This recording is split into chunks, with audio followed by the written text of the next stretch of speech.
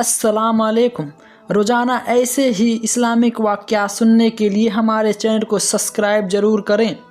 दोस्तों, अबू जहल का असल नाम उमर इब्न हस्साब और कुवत अबुल हकाम था, जिसकी वजह से वह अरब में अबुल हाकम के नाम से जाना जाता था।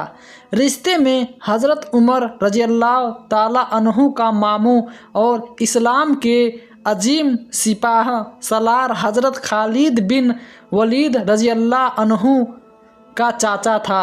आम लोगों का ख्याल है कि अबू जहल को यह नाम इस्लाम ने कम इल्मी और नाकबंदी की वजह से दिया था, जो कि बिल्कुल गलत है।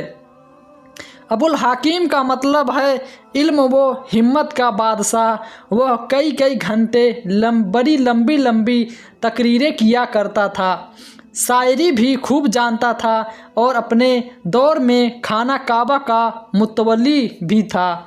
मेले और महफिल भी करवाया करता था और खाना काबे की तामीर व तोसी में बज टरकर हिस्सा लेता था।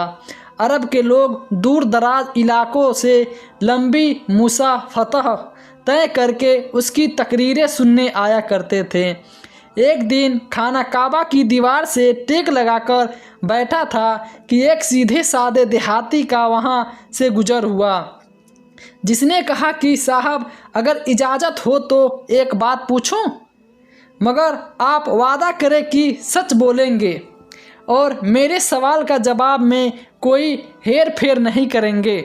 जवाब में अबू जहल ने देहाती से कहा कि पागल हो गए हो, कितनी पाक और मुताबिक जगह पर बैठा हूँ, इस जगह भला कोई कैसे झूठ बोल सकता है? पहले पूछो क्या पूछते हो। देहाती ने कहा, अबुल हाकम मुहम्मद बिन अब्दुल सल्लल्लाहु अलैहि वसल्लम के बारे में आपका क्या ख्याल है? देहाती की जुबान से यह गैर मुतवक्किल सवाल सुनकर अबू जहल तिलमिला उठा और उससे कहने लगा कि ओह जालिम, इस पाक जगह तुमको ये सवाल नहीं पूछना चाहिए था। जिसके जवाब में देहाती ने कहा कि मैंने इसलिए जगह का इंतखाब किया है कि यहाँ कोई झूठ बोलने की जसारत नहीं कर सकता। हैरानगी और परेशानी के असर उसके चेहरे पे हो गए और थर्राई हुई आवाज़ के साथ देहाती से कहा, सुन, आसमानों के रब की कसम, इस नीली छत के नीचे और अल्लाह की इस ज़मीन पर मोहम्मद बिन अब्दुल्ला सल्लल्लाहु अलैहि वसल्लम जैसा सच्चा आज तक मैंने पैदा न हुआ और न होगा। वह ये है, उनकी नबूवत भी सच्ची है, उनका दीन भी सच्चा है और चश्मो फलक से ने उस जैसा सादिक और आमीन आज तक नहीं देखा। देहाती ने हैरान होकर कहा, जनाब, अगर ऐसी बात है तो क्यों न चलकर उनकी बायत कर ली जाए और जो दावत दे रहे हैं उसे कबूल कर लिया जाए। जिसके जवाब में अबुल हाकिम ने वह बात कही जिसने इसे अबू जहल बना दिया। कहने लगा, तेरी माँ तुझको रोए, कभी उनकी महफिल में जाकर तो देखो, वहाँ तो यह आलम है कि कई दिन पेड़ पर पत्थर बांधता पड़ता है और इताअत व फरमाबाद का यह आलम है कि उनके मानने वाले उनके वजू का पानी ज़मीन पर नहीं गिरने देते हैं, बल्कि अपने कपड़ों पर मल लेते हैं और उनका पसीना बोतलों में डालकर महफूज कर लेते हैं।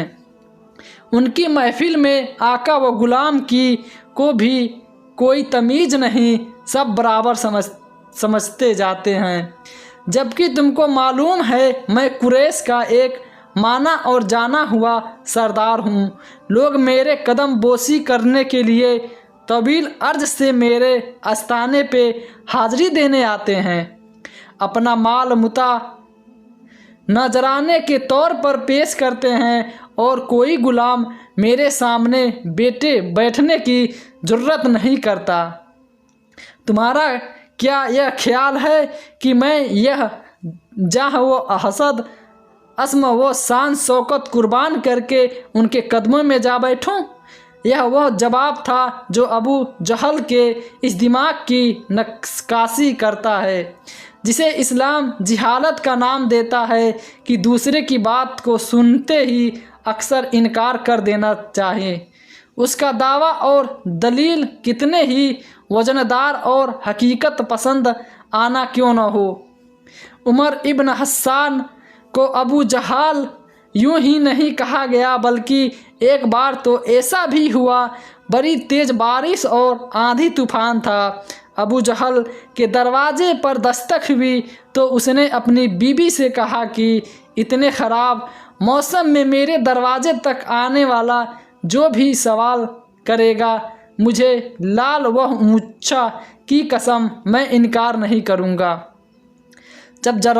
جب دروازے پر پہنچا تو دیکھا کہ کائنات انسان کا سب سے شریک اور سچا انسان، جس کی چوکھٹ پر فرشتے بھی ادب سے حاضر ہوتے ہیں، اپنے 14ویں کا وہ چاند سے زیادہ خوبصورت چہرے پر دل موہ لینے والی مسکراہٹ کے ساتھ اللہ تبارک و تعالیٰ کی وہ دانیہ اور کی رہائی کا عالم لیے کھڑا ہے اور اپنے معصوم لبوں پر دلیل اور منطق کے انمول موتی بکھیر رہا ہے، مگر ابن حساس کی جہالت اور بدبو کی انتہا دیکھیے۔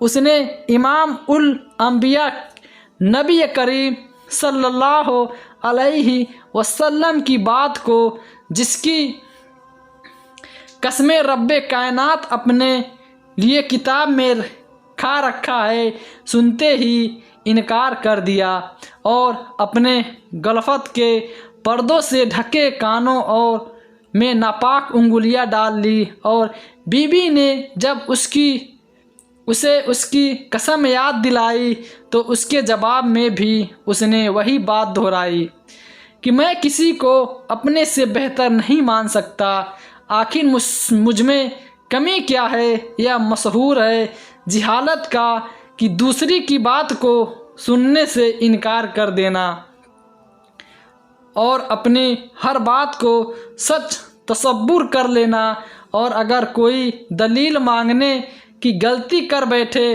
تو تشدد اور جبر پر اتر جانا۔ یہ رویہ عدم برداشت اور غصے کو جنم دیتا ہے جو لہٰذلت کا اصل محفوظ ہے۔ حضرت بلال رضی اللہ تعالی عنہ سے روایت ہے کہ مکہ میں حضرت ابو بکر صدیقی رضی اللہ تعالی عنہ کے گھر حضور صلی اللہ علیہ وسلم کے ساتھ تھے۔ اس دوران کسی نے دروازے پہ دستک دی، میں باہر نکلا تو اچانک کیا دیکھتا ہوں کہ ایک عیسائی دروازے پر موجود ہے۔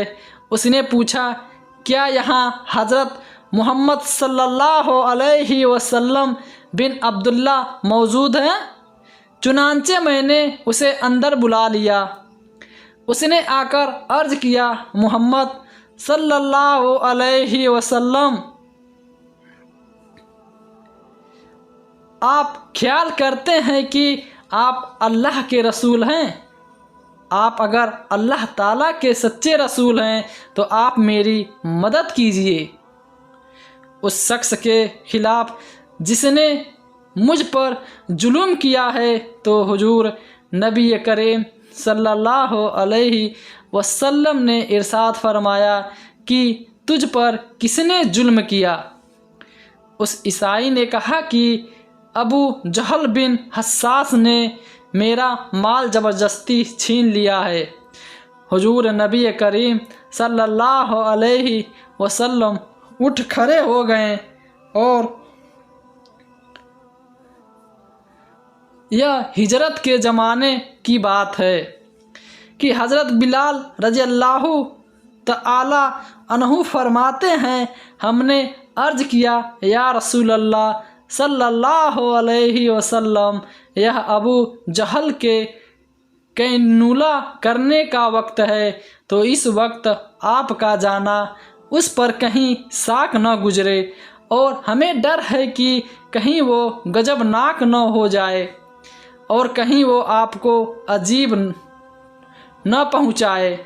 لیکن حضور صلی اللہ علیہ وسلم نے ہماری گزارش کو نہ سنا اور ابو جہل کی طرف تشریف لے گئے، اور ابو جہل کا دروازہ کھٹکھٹایا تو ابو جہل غضبناک ہو کر باہر نکلا۔ اچانک دروازے پہ کیا دیکھتا ہے کہ رسول اللہ صلی اللہ علیہ وسلم تشریف فرمایا ہے۔ ابو جہل نے کہا اندر تشریف لائیں، اور ساتھ ہی کہنے لگا کہ آپ میری طرف پیغام بھیج دیتے تو میں آپ کی خدمت میں حاضر ہو جاتا۔ حضور صلی اللہ علیہ وسلم نے ارشاد فرمایا کہ تو نے اس عیسائی کا جو مال لیا ہے اس کا مال فوراً واپس کرو۔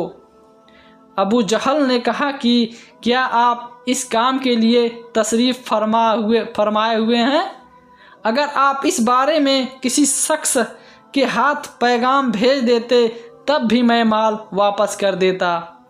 حضور صلی اللہ علیہ وسلم نے فرمایا بات تو طویل نہ کرو اور تم اس عیسائی کا مال اس کو واپس کرو۔ ابو جہل نے اپنے غلام سے کہا کہ اس کا جتنا مال ہے جلدی سے اس کو نکال کر اس کے حوالے کر دو۔ حضور نبی کریم صلی اللہ علیہ وسلم نے ارشاد فرمایا کہ یہ شخص کیا تیرا مال تم کو مل گیا؟ عیسائی نے کہا ہاں، سوائے ایک کھجور کے پتوں کی بنی ہوئی ٹوکری کے۔ حضور صلی اللہ علیہ وسلم نے ابو جہل سے کہا کہ وہ ٹوکری جلدی سے نکالو۔ چنانچہ ابو جہل نے اسے اپنے گھر کے اندر تلاش کیا لیکن وہ ٹوکری نہ ملی۔ آخرکار ٹوکری کے بدلے میں اس سے بہتر ایک اور ٹوکری دی، لیکن اب جہل کی بیوی نے ابو جہل سے کہا کہ خدا تو نے انتہائی ذلت اور عاجزی کے ساتھ ابو طالب کے یتیم کی خاطرداری کی ہے۔ ابو جہل نے اپنی بیوی سے کہا کہ جو کچھ میں نے دیکھا ہے اگر تو دیکھ لیتی تو ایسی باتیں نہ کرتی۔ اس نے کہا کہ تو نے کیا دیکھا؟ ابو جہل نے کہا کہ میری قوت کے باوجود جو کچھ ہوا تو اس پر مجھے رسوا نہ کر۔ کہنے لگا کہ میں نے ان کے دونوں کندھوں پر 2 شیر بیٹھے ہوئے دیکھے۔ جب بھی میں ارادہ کرتا تھا کہ کہوں کہ میں مال واپس نہیں کرتا تو قریب تھا کہ وہ دونوں شیر مجھے پھاڑ کر کھا جاتے۔ اس ڈر کے مارے میں نے ان کی عزت کی۔